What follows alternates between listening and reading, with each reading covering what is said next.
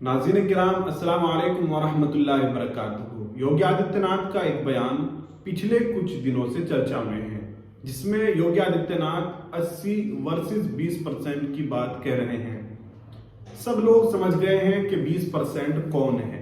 हालांकि कोई भी खुलकर बोलने को तैयार नहीं है। मैं भी समझ रहा हूं, आप भी समझ रहे हैं, तमाम जनता समझ रही है। योगी आदित्यनाथ की जो आइडियोलॉजी है उसको सब समझते हैं। बैरिस्टर असदुद्दीन ओवैसी से जब इसके बारे में सवाल किया गया तो बैरिस्टर असदुद्दीन ओवैसी भी इस पर खुलकर बोले, लेकिन कहीं ना कहीं असदुद्दीन ओवैसी साहब ने भी इसमें 20% को योगी आदित्यनाथ के ऊपर ही छोड़ दिया है कि योगी आदित्यनाथ ही इसको साफ करे कि वो किस 20% के बारे में बात कर रहे हैं। हालांकि आपने असदुद्दीन ओवैसी साहब को खुलकर बोलते हुए देखा होगा, लेकिन इस पर उन्होंने योगी आदित्यनाथ के ऊपर रखकर इस बात को कहीं ना कहीं योगी आदित्यनाथ की आइडियोलॉजी को और जाहिर कर दिया है। इसी तरह एक अंजनाम कश्यप का शो चल रहा था जिसमें कुछ मुस्लिम नेता बैठे हुए थे, खासतौर से भाजपा का जो मंत्री है मोहसिन नकवी वो भी था। उसको लेकर जब अंजनाम कश्यप ने सवाल किया तो उसने बात घुमाने लगा। तो अंजनाम कश्यप ने भी उसी तरह की बात की कि समझते सब हैं, तुम्हारी आइडियोलॉजी क्या है, जमीन भाजपा के नीचे से खिसक रही है, इसी को जाते हुए देख। इस तरह के बयान सामने आ रहे हैं। बैरिस्टर असदुद्दीन ओवैसी ने बहुत ही अच्छी बात इस बयान को लेकर योगी आदित्यनाथ को भी कही है, तमाम भाजपा वालों को कही है। जरूर सुनिएगा। पहले योगी आदित्यनाथ का वो छोटा सा क्लिप सुने, उसके बाद असदुद्दीन ओवैसी का उस पर क्या जवाब आया ये जरूर सुनिए। के शिकार होंगे। ये चुनाव 80 बनाम 20 का होगा। 80% समर्थन एक तरफ होगा, 20% दूसरी तरफ होगा, और मुझे लगता 80% सकारात्मक ऊर्जा के साथ आगे बढ़ेंगे।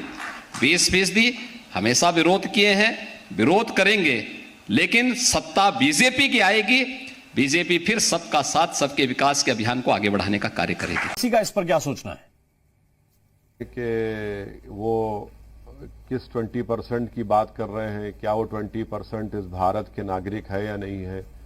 क्या जब उन्होंने अंबेडकर के बनाए हुए संविधान पर शपथ ली तो क्या वो सबके मुख्यमंत्री थे, है या नहीं है?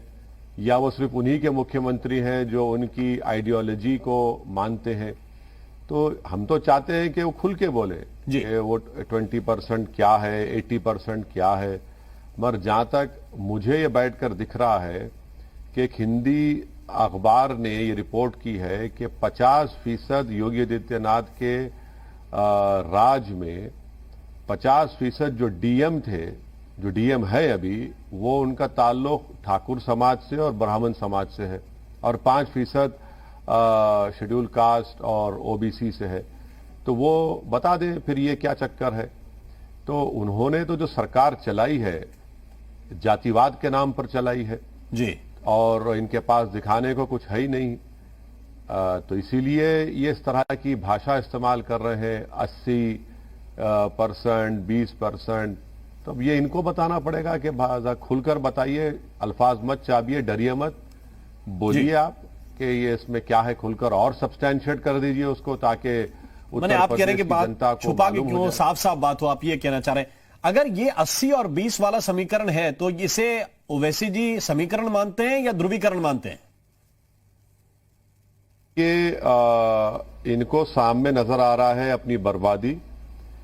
इनको इस बात का यकीन हो चुका है कि इनके पैर से जमीन खिसक रही है, और जब इंसान जब अपनी शिकस्त, अपनी तबाही, अपनी बर्बादी अपने ही हरकतों से, अपने ही फैसलों से जब देखता है और उसको समझ में आता है, तो गुस्से में और